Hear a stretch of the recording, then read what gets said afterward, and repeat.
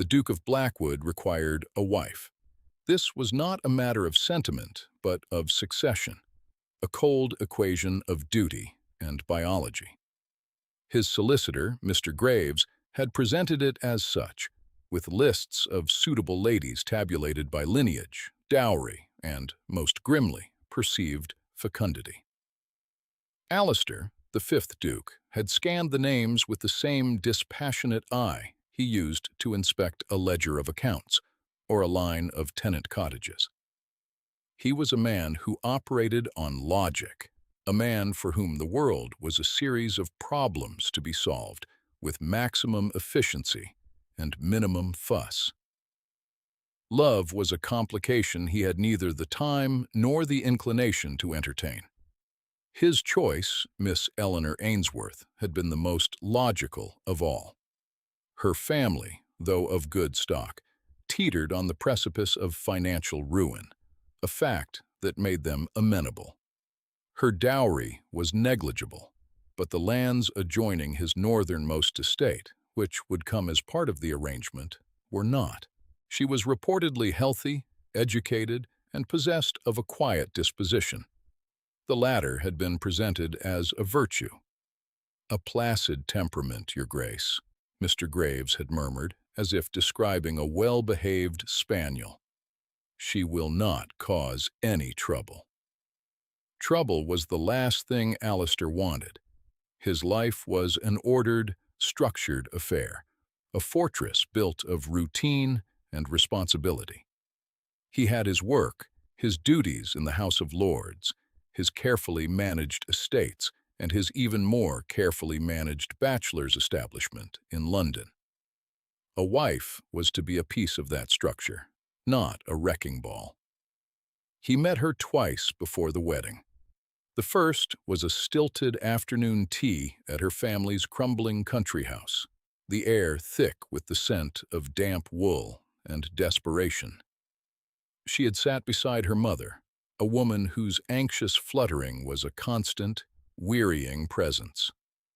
Eleanor, by contrast, was a study in stillness.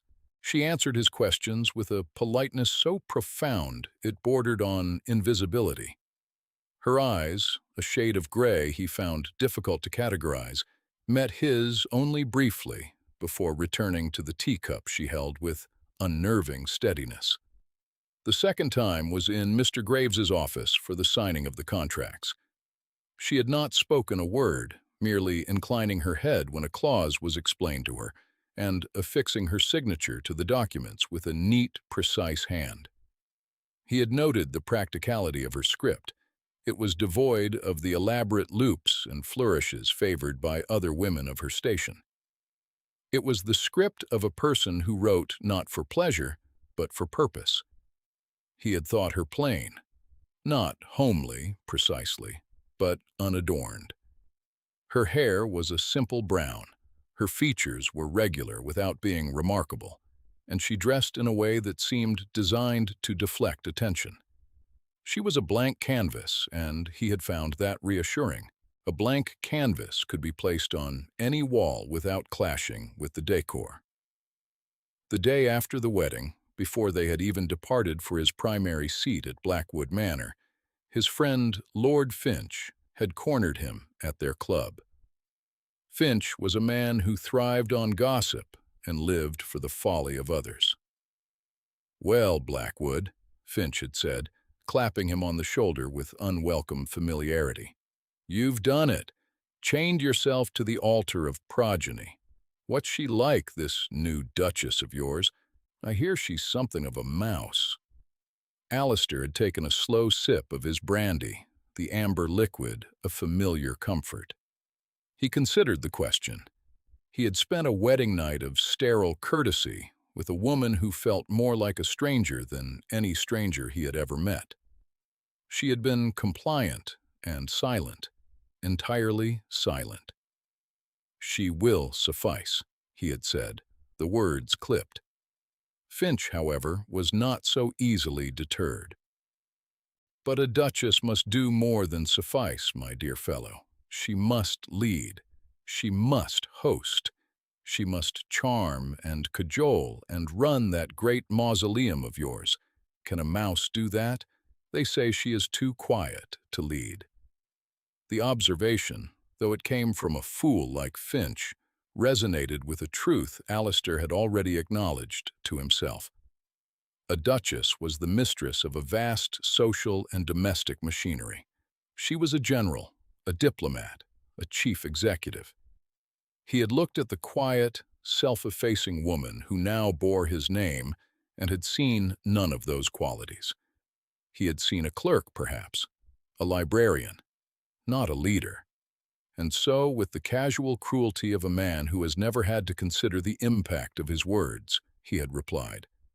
The statement had left his lips before he had truly formed it, a piece of casual, unthinking dismissal.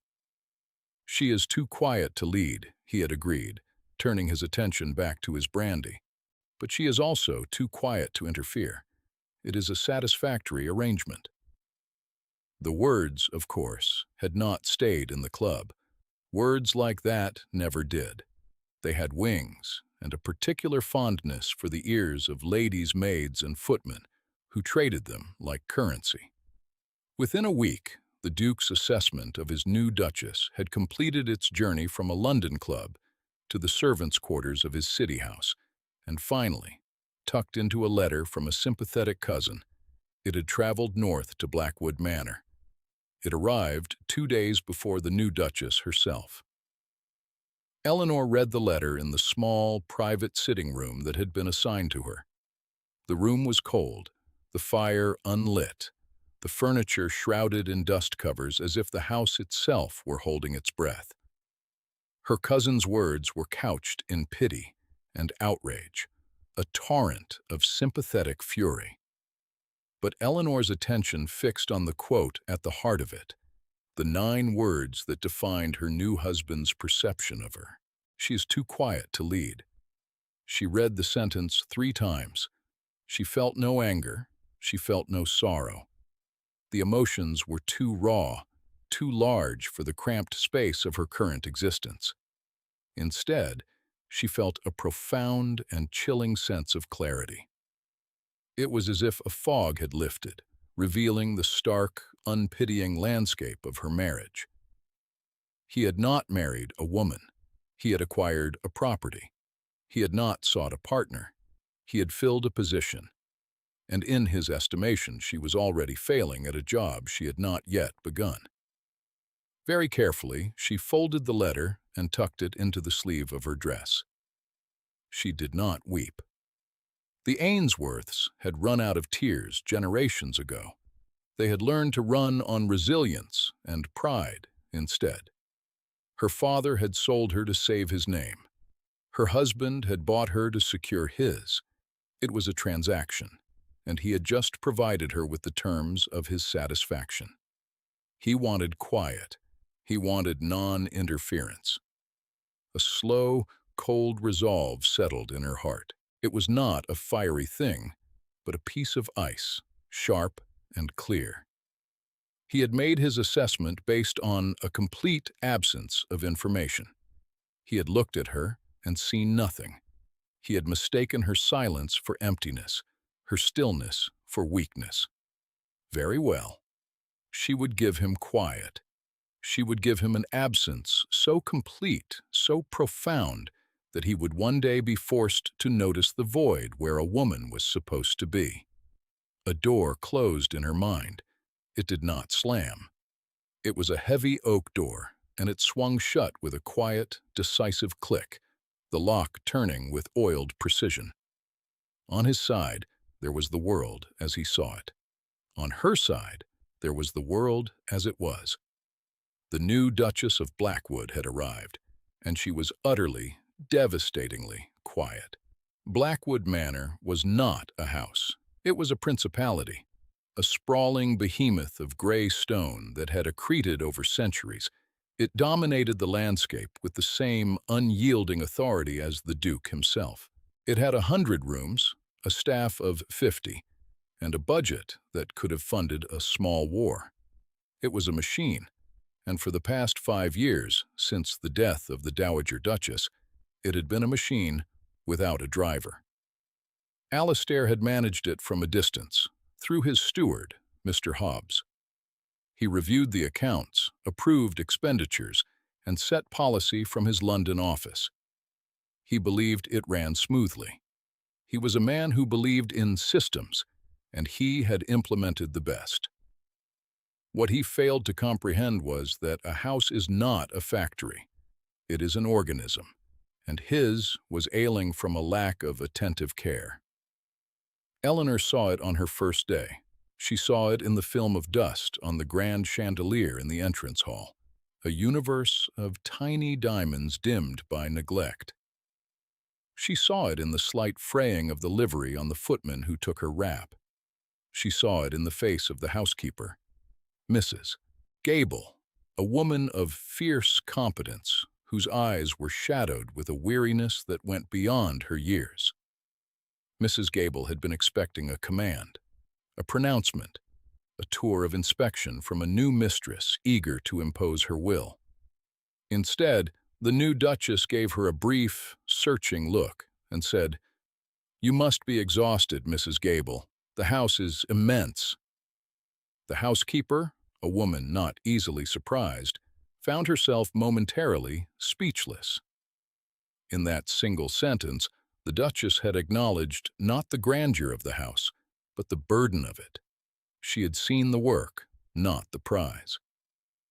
In the first weeks, Eleanor did nothing, or rather, she appeared to do nothing.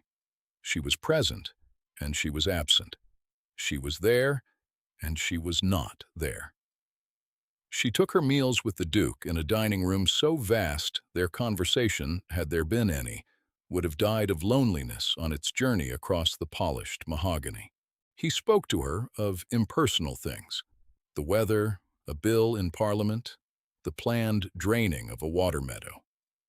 She listened, nodded, and offered brief, intelligent replies that neither invited nor discouraged further discussion. He found it satisfactory. It was exactly the non-interference he had predicted. He had his papers, his work, his solitude. His new wife was a quiet, unobtrusive piece of furniture in the grand design of his life. But Eleanor was not idle. She was learning. She walked the house for hours, not as its mistress, but as a cartographer mapping a new continent. She did not give orders. She asked questions. She found the head gardener, Mr. Green, in a forgotten hothouse, struggling to save a collection of rare orchids the old Duchess had prized. She did not critique the state of the formal gardens. She asked him about the blight on the rose bushes and listened for 20 minutes as he explained the complexities of soil pH. She found her way to the kitchens, a cavernous, frantic space, and did not complain about the lukewarm soup served at dinner. Instead, she learned the cook's name was Mrs. Potter, and that her youngest son had a cough that would not quit. She learned the supply lines from the local village were unreliable, making menu planning a nightmare of substitution and compromise. She spent an entire afternoon in the library. It was Alastair's favorite room, a sanctuary of leather and learning. He expected her to take a novel and retreat to a corner. Instead, he found her tracing the intricate cataloging system his grandfather had devised, her brow furrowed in concentration. "It is an impressive system," she said when she noticed him watching. Her voice was soft, but it carried in the quiet room. "But it is incomplete. The last 3 acquisitions have been shelved, but not cataloged. And there appears to be a misclassification in the botany section." He had felt a brief, nettling flicker of irritation. He had cataloged those books himself. He walked over to the shelf she indicated. She was, of course, correct. A treatise on Linnaean taxonomy had been filed under horticulture. It was a small thing, a meaningless error, but her noticing it pricked his sense of order. "I will have Hobbs see to it," he said, his tone cooler than he intended. "There is no need to trouble Mr. Hobbs. she replied, her gaze not leaving the books. "I am fond of cataloging." The next day, the books were correctly shelved and cross-referenced. He found a small, neat card on his desk detailing 2 other minor errors she had found and corrected. There was no triumph in the note. It was a simple statement of fact. He crumpled it and tossed it into the fire, annoyed at his own annoyance. A pattern began to emerge. A quiet, invisible mending was taking place at the heart of his home. The silver at dinner seemed to shine a little brighter. The persistent draft from the window in the breakfast room vanished, its source traced and sealed. The menus became more varied, more ambitious, as a reliable stream of supplies from a neighboring town was mysteriously established. There was music in the house again, a soft piano melody drifting from the music room in the late afternoons. He had assumed it was a guest. It was Eleanor. He had not known she played. He would see her from a distance, a still figure in the garden talking with Mr. Green, or a silhouette in the library late at night.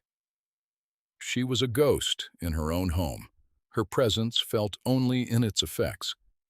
The house was breathing more easily. The staff seemed less harried. Mrs. Gable's face had lost some of its strain. Alistair observed these changes with a distant, analytical curiosity. He approved. Efficiency, after all, was a virtue. He had assumed his systems were sound. It appeared they simply required a more diligent overseer. He attributed the improvements to Eleanor's placid nature, which allowed the staff to work without the anxiety a more demanding mistress might induce. He had, he concluded, made a wise choice. His quiet duchess was proving to be a competent, if colorless, administrator. He had no idea that she had become the silent, beating heart of the entire operation. She did not lead by giving orders. She led by listening, by understanding, and by quietly providing the resources people needed to do their best work. She gave Mr. Green the budget for a new cold frame, bypassing the usual tedious requisition process. She arranged for a doctor from the next town to see Mrs. Potter's son. She spent a week with Mrs. Gable, not reviewing the household accounts, but rewriting them, creating a new system that was simpler, clearer, and gave the housekeeper more direct control. She was not interfering. She was empowering. The Duke saw only the results, the smooth surface of a well-run machine. He did not see the hand on the tiller. He had rendered her invisible with his judgment, and she had taken that invisibility and turned it into a superpower. She ran his house, his life, from the shadows he had cast her into. And then she found the letter. It was not her cousin's letter with its second-hand account. It was the original sin. He had been clearing out a desk in his London study before having it shipped to Blackwood, and he had packed a portfolio of correspondence without reviewing it. It contained his letters to Lord Finch, written in the weeks surrounding his wedding. Eleanor had been tasked with organizing his papers, a job he had given her, assuming it would occupy her time harmlessly. She worked with the methodical patience he was coming to expect, sorting letters, filing documents, creating order from his casual chaos. And there it was. His own handwriting, bold and unforgiving. A letter to his dearest friend, full of the casual cruelty and arrogance of a man entirely certain of his own world. She read about his satisfactory arrangement. She read his analysis of her as a placid, uninteresting but functional addition to the household. She read the line that had already become her private mantra, now delivered in the cold authority of his own hand. She is too quiet to lead. Reading it in a cousin's sympathetic scrawl was one thing. Seeing it written by his own hand was another. It was not a rumor. It was a verdict. It was the cornerstone of their entire marriage. He had judged her, condemned her to this quiet, functional existence, and was pleased with himself for his perspicacity. All the work she had done, all the invisible mending, the quiet leadership, it had all been performed for an audience of one, and that audience was utterly, profoundly blind. He did not see her. He saw a function. He saw a solution to the problem of his ducal line. She sat in his study, the letter in her hand, the scent of his leather-bound books, and his expensive cologne clinging to the air. The house around her was humming with the quiet efficiency she had created. The staff were content. The gardens were beginning to recover. The machine was running better than it had in years. She had done it all, and he had noticed none of it. She did not cry. Her capacity for tears had been exhausted long ago. She did not tear the letter to shreds. That would be a passionate act, and she felt a coldness that was the antithesis of passion. With the same precision she had used to correct his library catalog, she stood up and walked to the music room. She closed the lid of the pianoforte. She walked to the kitchens and informed Mrs. Potter that, effective immediately, all menus were to be approved directly by the Duke, as was tradition. She went to the gardens and told Mr. Green that all expenditures for the hothouses would need to be submitted in triplicate through Mr. Hobbs's office, as per the old system. She found Mrs. Gable and handed her back the old, convoluted account books. "The Duke prefers the established methods," she said, her voice perfectly even. "I have been overstepping my authority." Finally, she went back to his study. She took the letter to Finch, folded it precisely along its original creases, and placed it squarely in the center of his large leather desk blotter. It was not an accusation. It was a resignation. She had shown him she could lead quietly. Now, she would show him what quiet really was. The silence began that evening. Alistair noticed the first change at dinner. For weeks, the cavernous dining room had been mitigated by a small vase of fresh flowers placed precisely in the center of the vast table. It was a small, almost absurd gesture against the oppressive grandeur, but it had been a focal point, a spark of life. Tonight, the table was a barren expanse of polished wood. The meal itself was a regression. They were back to the lukewarm soup and overcooked mutton that had characterized his first week at Blackwood. He made a mental note to speak to Hobbs. The supply chain issue had clearly resurfaced. His wife sat opposite him, a portrait of unnerving serenity. She was not sullen. She was not angry. She was simply absent. Her earlier contributions to their sparse conversation had been brief but engaged. Tonight, her replies were monosyllabic. Her gaze was fixed on a point somewhere over his shoulder. It was like dining with a beautifully dressed automaton. The next morning, he went to his study to work. The desk, usually a model of order since Eleanor had taken over his papers, was in disarray. A new stack of unsorted correspondence sat beside a pile of estate reports he had been meaning to review. And in the center of it all was the letter. He recognized his own handwriting instantly, and Finch's name. He picked it up, a flicker of annoyance passing through him. Why was this here? He unfolded it, and he read. He read his own crass, dismissive words, and a cold shame, an emotion so unfamiliar he could barely name it, washed over him. A placid, uninteresting, but functional addition. Too quiet to lead. A satisfactory arrangement. It was all there. His arrogance, his blindness, his monumental stupidity.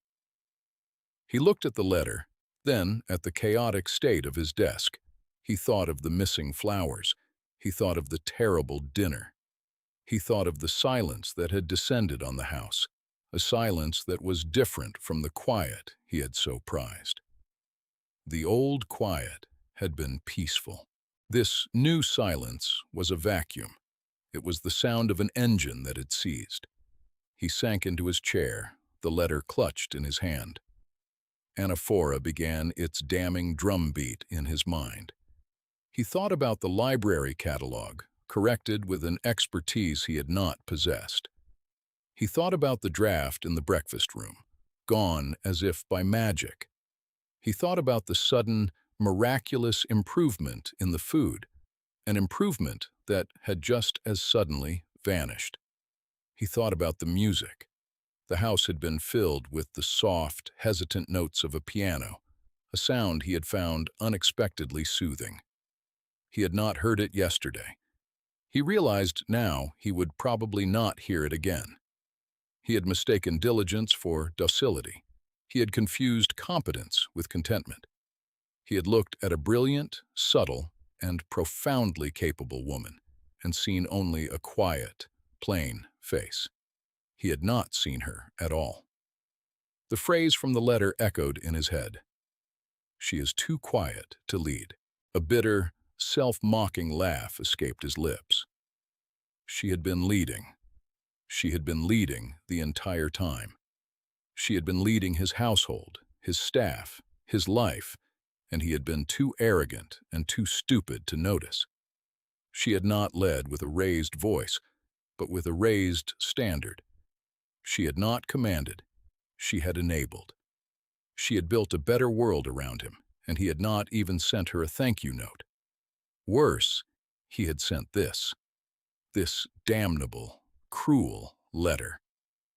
He stood up and walked to the window. The gardens, which had shown signs of recovery, now looked hesitant. He saw Mr. Green, the head gardener, staring forlornly at a bed of wilting roses. The man looked adrift. Of course he did. His quiet, effective patroness had withdrawn her support. Alistair felt a sudden, urgent need to find her. He stormed through the house, his long strides eating up the corridors. The house felt different, colder. The few servants he passed averted their eyes, their movements furtive and uncertain.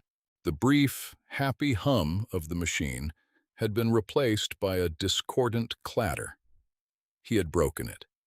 He had broken the one person who knew how to make it run.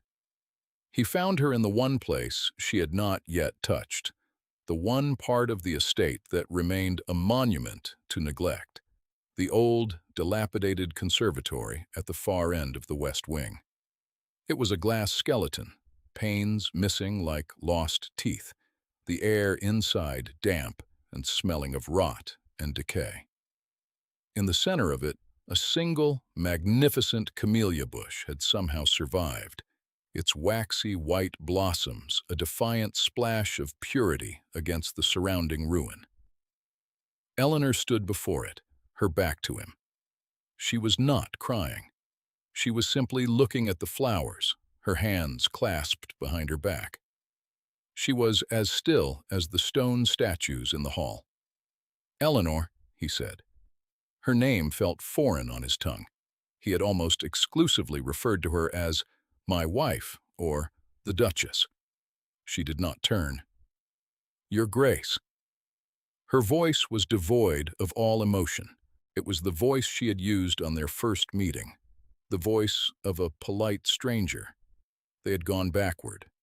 No, he had driven them backward. He walked to her side, stopping a few feet away. He held the letter in his hand.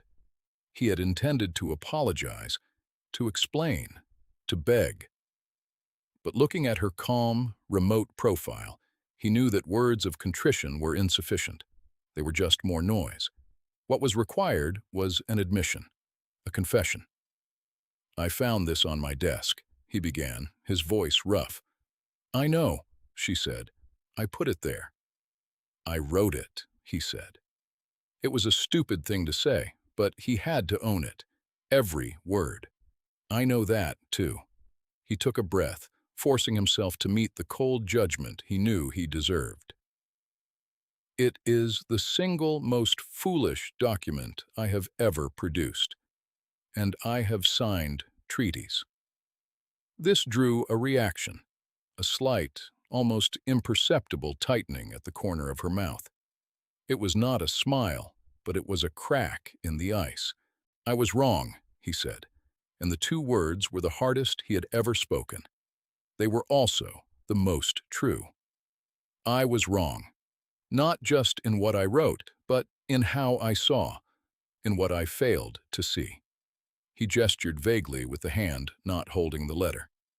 This house, the accounts, the staff, the music, his voice faltered, the flowers on the dinner table. I noticed they were gone. She finally turned to look at him. Her gray eyes were clear and deep, and for the first time, he saw not placidity, but an immense, formidable intelligence. He saw the woman who had been running his life without his permission, and for his own good. "You noticed," she said. It was not a question. It was an observation, as cool and precise as any she had made about his library. "Yes," he said, feeling a flush of shame heat his neck. "I noticed their absence. I failed to appreciate their presence." He looked from her face to the crumbling conservatory around them. "I have been living in a ruin of my own making, and I was too blind to see it. You were the only one trying to rebuild." He did not ask for forgiveness. He did not deserve it. He did not promise to change. Promises were easy. Instead, he made a simple statement of fact, the first step in a new equation. "The assessment in this letter," he said, holding it up, "is incorrect, factually and in every other way imaginable. You are not too quiet to lead. You have been leading. I have simply been too deaf to follow." He did not wait for her reply. He turned and walked out of the conservatory. He went directly to his study, took a piece of fresh parchment, and wrote a short, brutal note to Lord Finch, informing him that their friendship was concluded. Then he went to find Mr. Hobbs. He spent the next 2 hours being instructed, not consulted, instructed, by his own steward on the myriad ways the household had been failing before the Duchess's quiet intervention. He listened to every word. That night, at dinner, the long table was still bare. The soup was still lukewarm, and the silence was still a chasm between them. But as he looked at his wife, Alistair saw her for the first time. Not the satisfactory arrangement, not the functional addition. He saw Eleanor, and he knew, with the certainty of a mathematician who has finally discovered the flaw in his proof, that his life's most important work had just begun. It was the work of earning the right to sit at her table. The rebuilding was not a swift or simple process. Trust, he was discovering, was a far more delicate architecture than a stone manor. It could be demolished in an instant with a few careless words, but its reconstruction required 1,000 small, deliberate actions. Eleanor did not immediately resume her duties. The pianoforte remained closed. The account books stayed with Mrs. Gable in their old, chaotic form. The house continued its slow, grinding descent into inefficiency. She had not created a new mess. She had simply withdrawn her hand and allowed the old one to reassert itself. She attended meals. She answered when spoken to. She fulfilled the most basic public requirements of her role as Duchess. But the light, the quiet, focused energy he now recognized as her true essence, was gone. She had retreated to a place he could not reach. He knew he could not command her to return. That would be the old way, the way of the arrogant duke who believed the world bent to his will. The new way, the path he was tentatively trying to find, required something else entirely. It required him to see the problem, understand its components, and do the work himself. He started with the flowers. The next evening, before dinner, he went out into the gardens himself. He had no idea what to pick. He wandered through the beds, feeling like a trespasser. He remembered her talking with Mr. Green near the roses. He found the blighted bushes she had been concerned about. They looked even worse now. On impulse, he cut a single, defiant white rose that seemed untouched by the disease. It was small and imperfect, but it was real. He placed it in a small water glass next to her plate. She saw it when she sat down. Her eyes flickered from the rose to his face. She said nothing, but for the first time in days, he felt she was truly looking at him. The next day, he tackled the accounts. He did not summon Hobbs. He went to the housekeeper's office, a small, cluttered room he had never entered before. Mrs. Gable looked up in alarm as he filled the doorway. "Your Grace," she stammered, attempting to rise. "Please, Mrs. Gable, sit." He pulled up a stool, a move that clearly unsettled her further. "I understand there are two systems for the household accounts, the old one and the one the Duchess devised." "Yes, Your Grace." "Show me hers," he said. For the next 3 hours, he sat with the housekeeper as she explained Eleanor's system. It was, he saw immediately, brilliant. It was not merely a ledger. It was a tool for management. It was clear, intuitive, and allocated resources with a logic that was both compassionate and ruthlessly efficient. It anticipated needs. It built in contingencies. It was the work of a master strategist. "Why did you stop using this?" he asked, though he already knew the answer. Mrs. Gable's lips thinned. She was a loyal servant, but her loyalty was now divided. "The Duchess instructed me that you preferred the old ways, Your Grace." The polite phrasing was a dagger. "You preferred." "The Duchess was misinformed as to my preferences," he said quietly. "We will use this system from now on. And Mrs. Gable, you will report to me, and only to me, on any difficulties you encounter." He did not stop there. He summoned the cook, Mrs. Potter, and listened for a full hour about her troubles with the village butcher and the exorbitant cost of cartage from the next town. He did not offer a solution. He asked her what she would do if she had the authority and the funds. She laid out a plan to contract with a farm consortium 10 miles away. It was bold and would require a significant initial outlay. "Do it," he said. "Send the bill to me." He found Mr. Green and had a similar conversation about the gardens.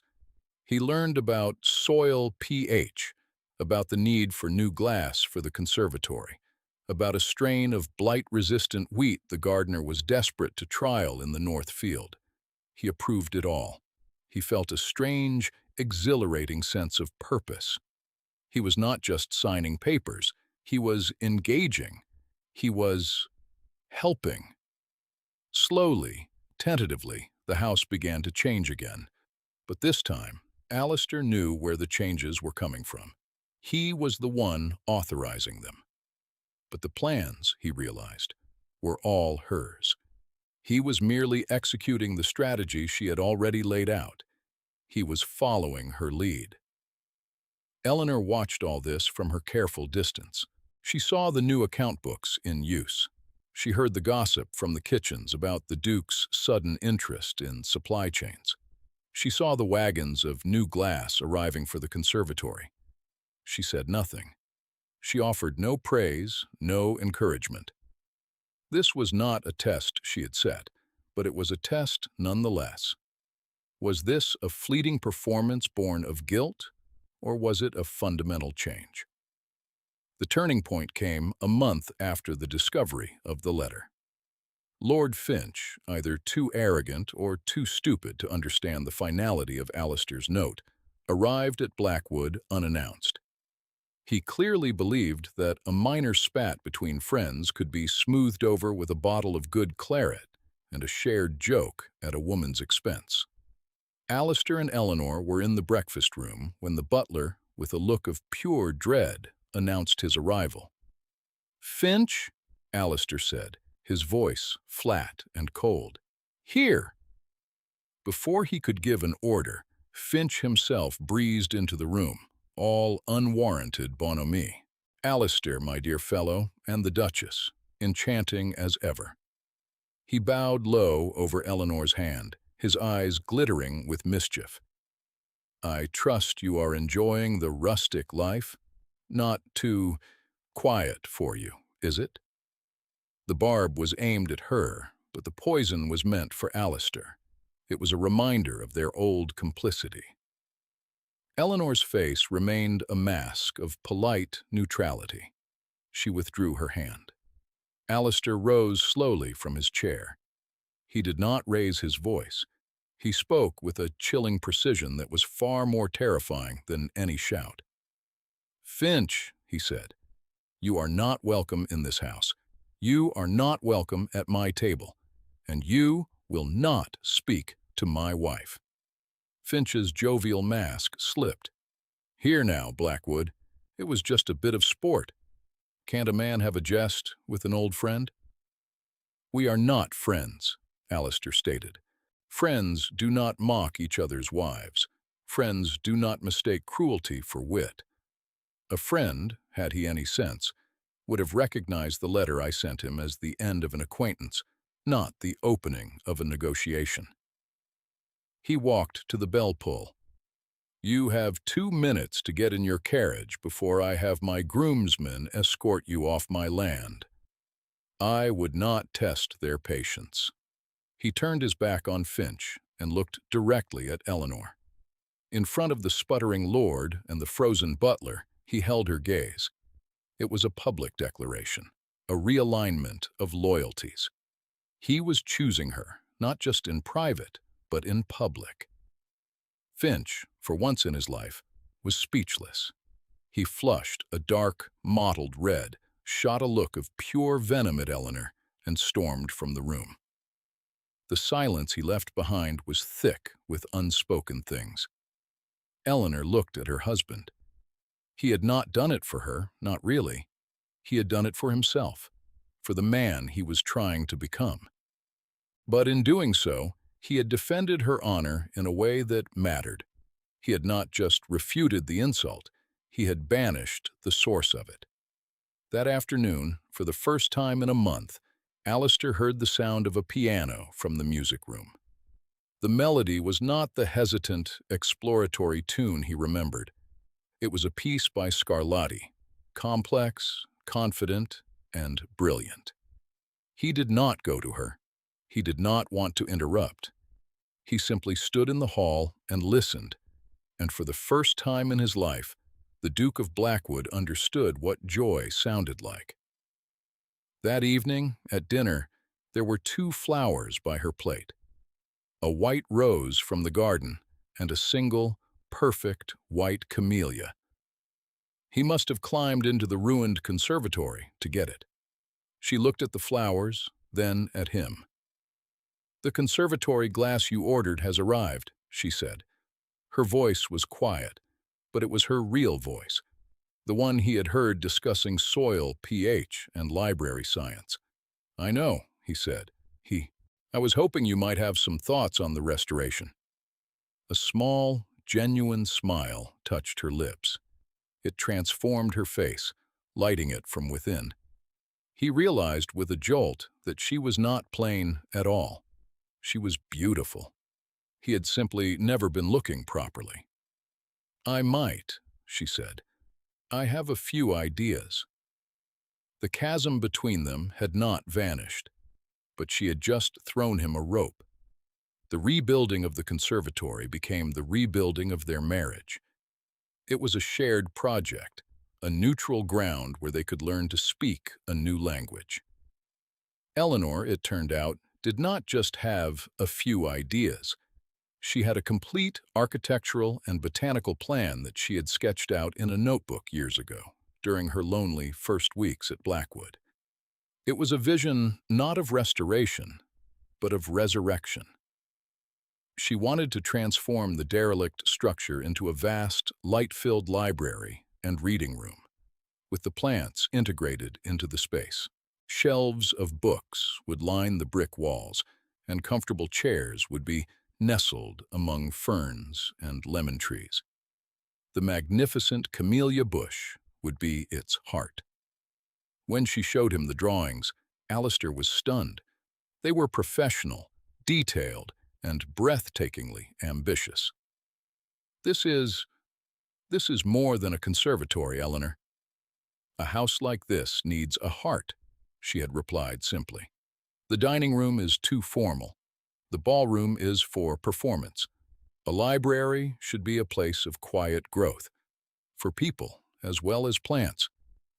He had looked at her, at the quiet passion in her eyes, and understood.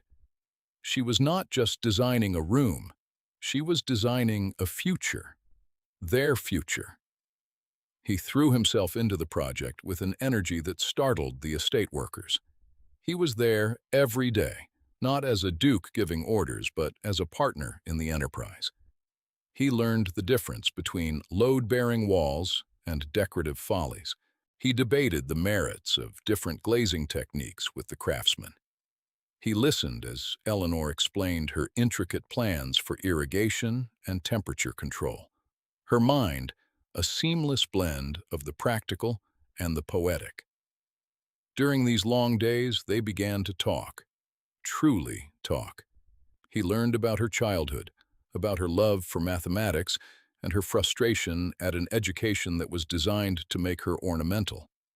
She learned about the immense, crushing weight of the dukedom he had inherited at a young age, the constant pressure to be infallible, the loneliness of command. He confessed his fear on the night before their wedding, not of being married, but of failing his ancestors, of making a wrong move in the cold chess game of dynastic survival. "I saw you as a strategic asset," he admitted one afternoon, standing amidst the scaffolding. "It is the most profound error of judgment I have ever made." "You saw what you were taught to see," she answered, her gaze on the new framework rising against the sky. "A duke sees assets, a farmer sees fields, a scholar sees books. The fault is not in the seeing, but in refusing to look again from a different perspective."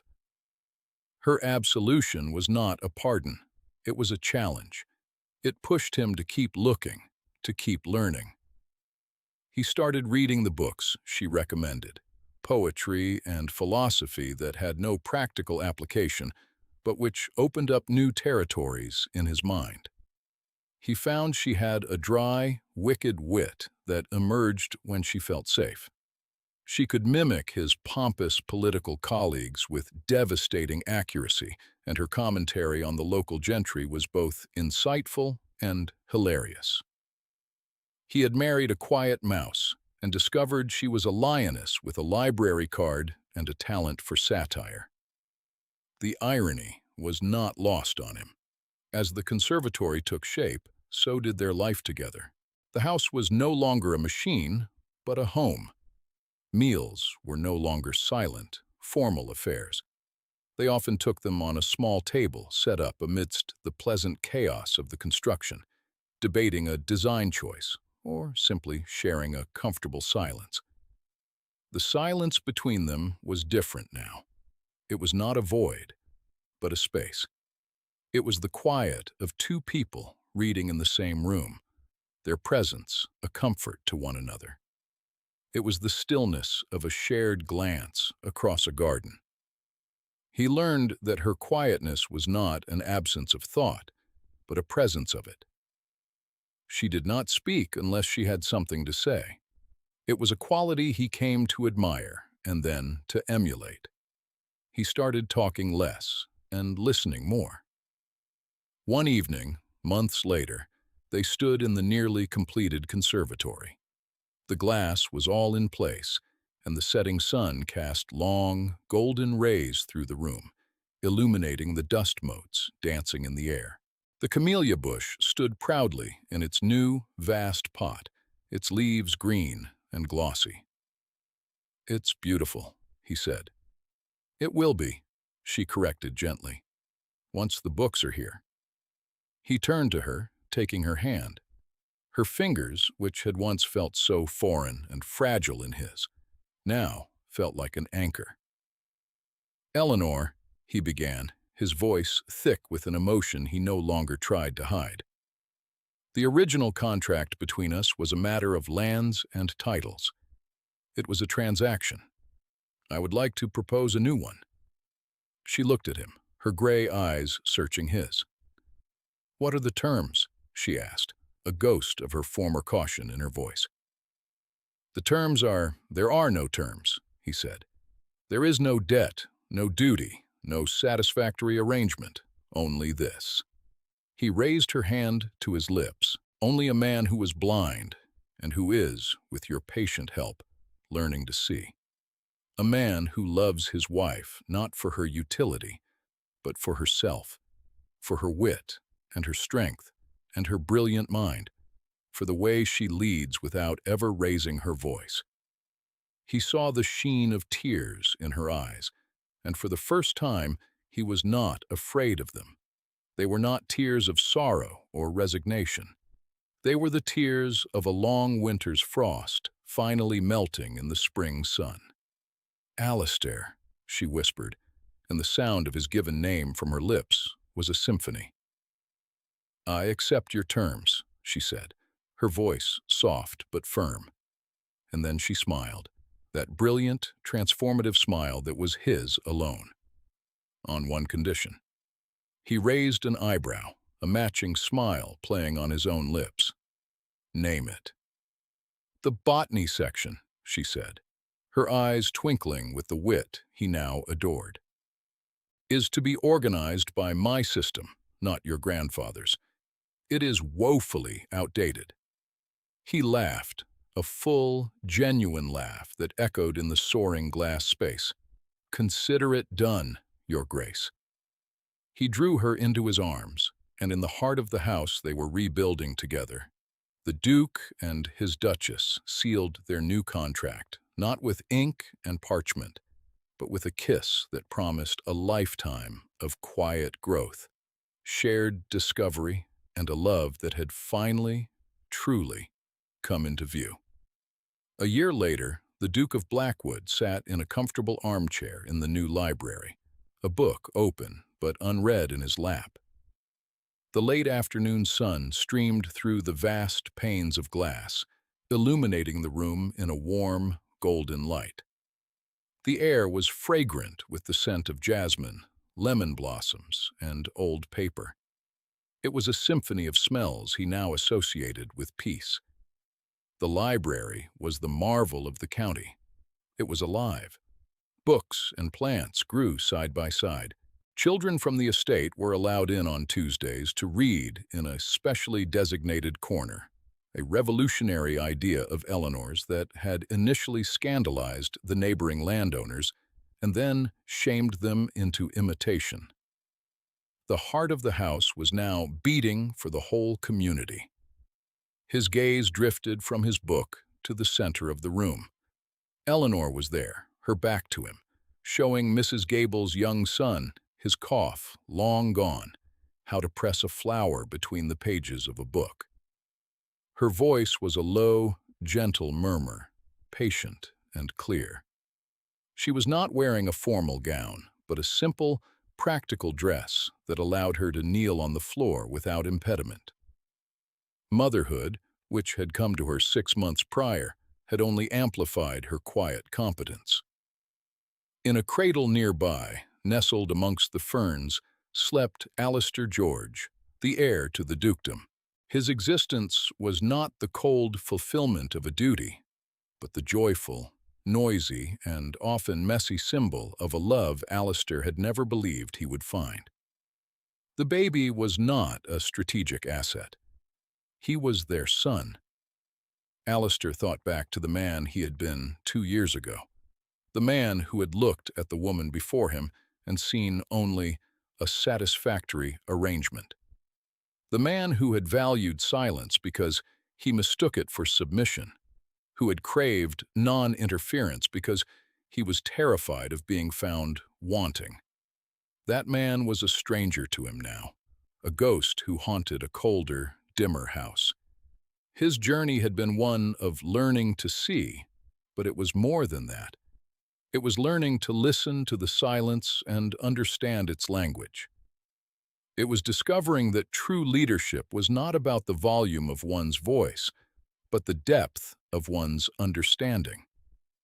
Eleanor had led him out of the prison of his own arrogance, not by pulling, but by showing him where the door was and trusting him to find the key.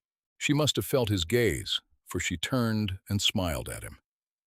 It was a smile of shared history, of private jokes and battles won. It was a smile that said, "Look what we built." He smiled back, a genuine, easy expression that was no longer foreign to his face. He was not the same man. His fortress of logic and order had been breached, not by an invading army, but by a quiet gardener who had patiently planted seeds in the cracks until the walls had crumbled, letting the sunlight in. He had once declared that she was too quiet to lead. Now he knew the truth. She did not need to raise her voice.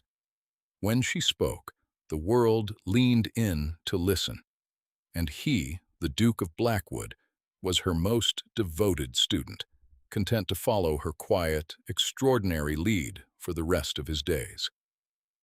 The arrangement, he thought, as he watched his wife and his son in the heart of their sunlit home, was more than satisfactory. It was everything.